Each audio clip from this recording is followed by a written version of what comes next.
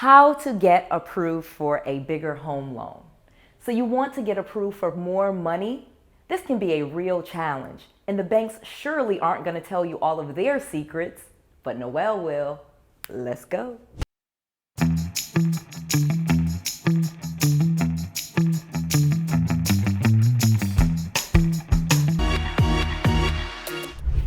I'm going to share with you a step-by-step of the full mortgage process. I'm going to give you 3 secret ways to get approved for a higher loan amount. And I'm going to share with you the #1 secret that I learned as a VP at a major bank on how to get approved for a higher loan amount. So let's talk about the mortgage loan process. The mortgage loan process can be very daunting for most people. They're going to be checking to see if you can qualify for a loan based on some very specific things. It's going to start off with the application process. In the mortgage world, we call it completing the 1003, 1003. This is because that is the name of the form for Fannie Mae. And on this application, they're going to ask you everything.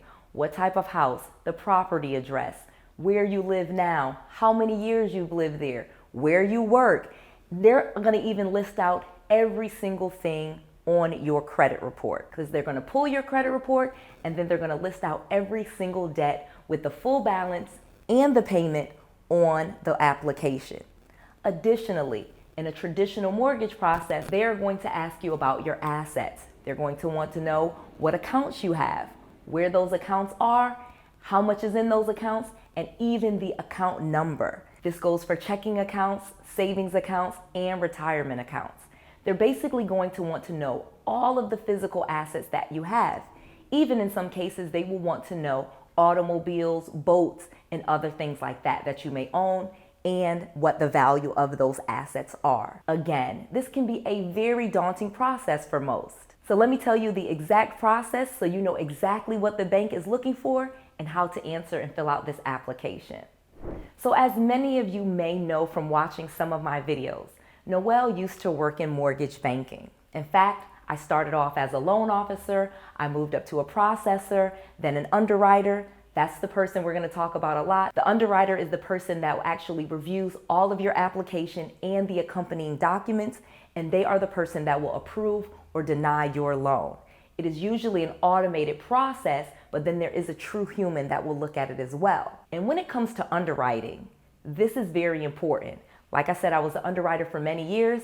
I even at one point have my certification to underwrite government loans. I did that for many years, and then I escalated into management, and then I became a vice president at one of the major banks, making quite a bit of money, but still working in the mortgage banking department.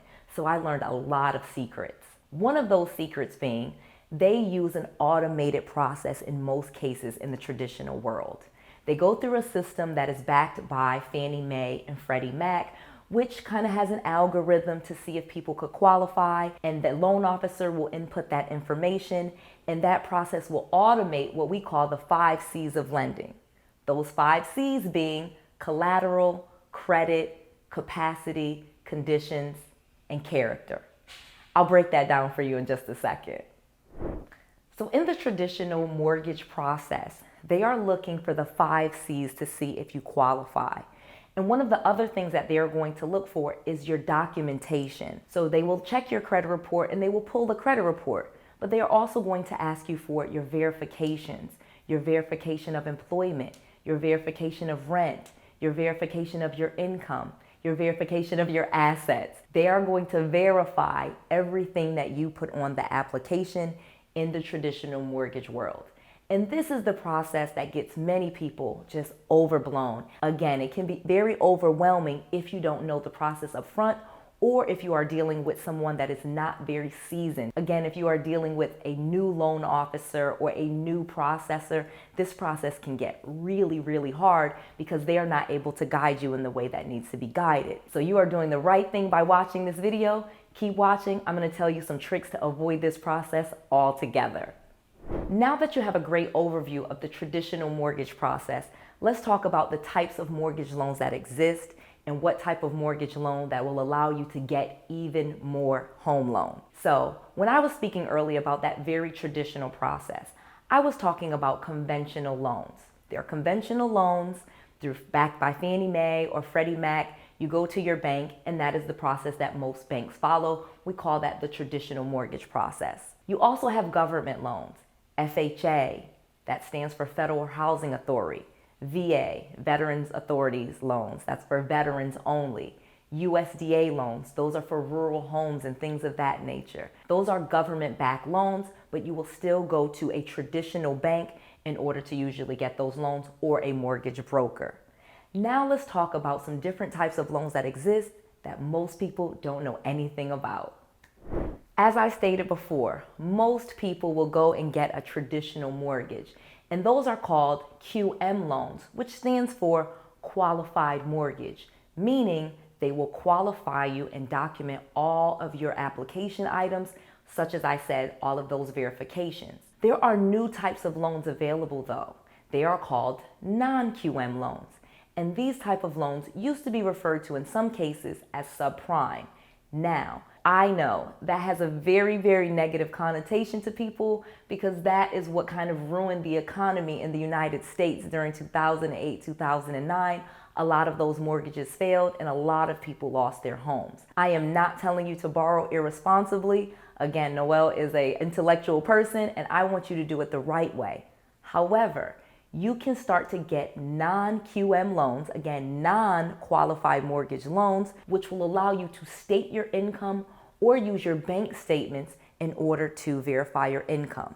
And many of these loans exist, and you can state your income and qualify for a much higher loan amount. This will allow you to buy a home that you want to get, even if you may not be able to document or verify all of the things that the normal bank wants you to verify.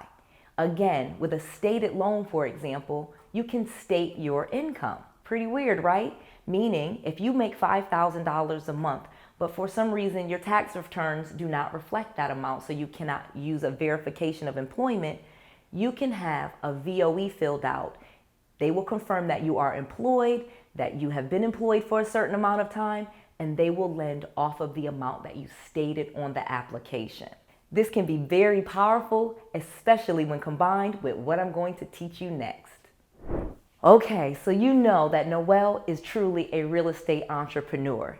And although you may be watching this video and trying to buy a traditional home with the white picket fence, nice in the suburbs, I'm going to tell you a secret that you should be doing so that you can start building your wealth and you don't end up what we call house poor, meaning where you have a home and your mortgage takes up most of your income, most of your assets, and you don't have a lot of equity in it. I want you to do it the smart way. I did it the wrong way, now I do it the smart way, now I'm wealthy, and I want you to be wealthy too. So let's talk about 2 ways you'll do that. One of the major things that you want to start to get into as a real estate investor are multi-unit properties. Multi-unit properties are anything that is more than 1 unit. For example, if you just bought a home or a condo, that's just 1 unit. However, if you bought a duplex or a triplex or a quad and you moved into one of those units, did you know that you could use the proposed rental income from those units to help you get qualified for a higher loan amount? Oh yeah.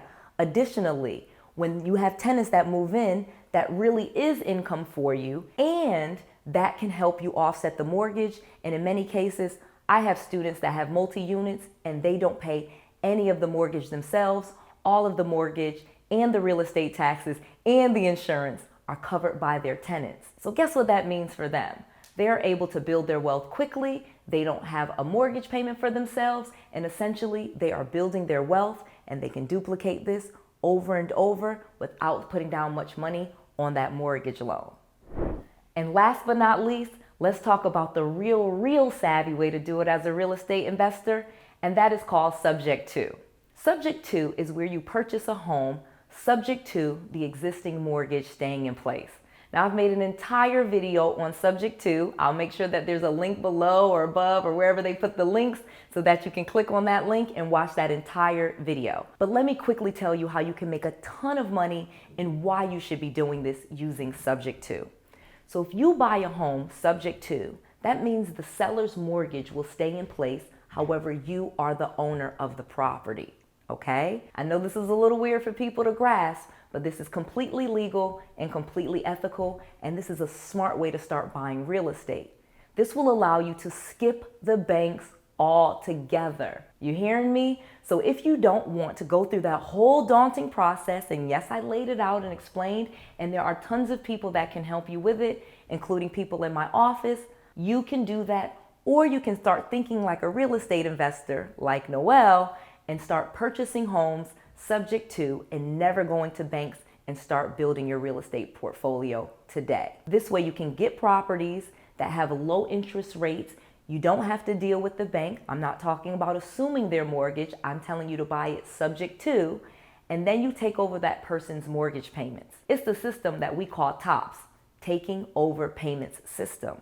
And this is a system that will allow you to buy homes without dealing with banks.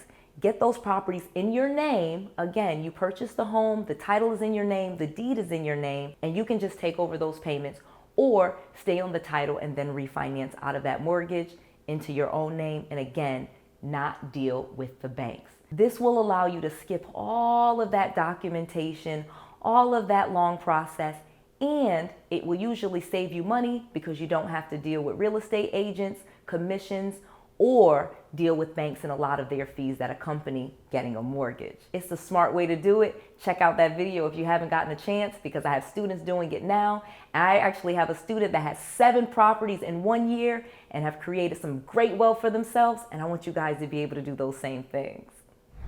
And so now that I've shared with you how to get approved for a bigger home loan and you want more information, I've created an entire course at noellsfreetraining.com. It was a little bit too long for me to put up here, but you can go watch that entire training for free, again at Noelle's Free Training, and learn how to do everything that I explained, and how to find those people, how to find the best properties, and how to start growing your portfolio so that you can become wealthy and grow your own wealth just like Noelle did. This is Noelle, to your success.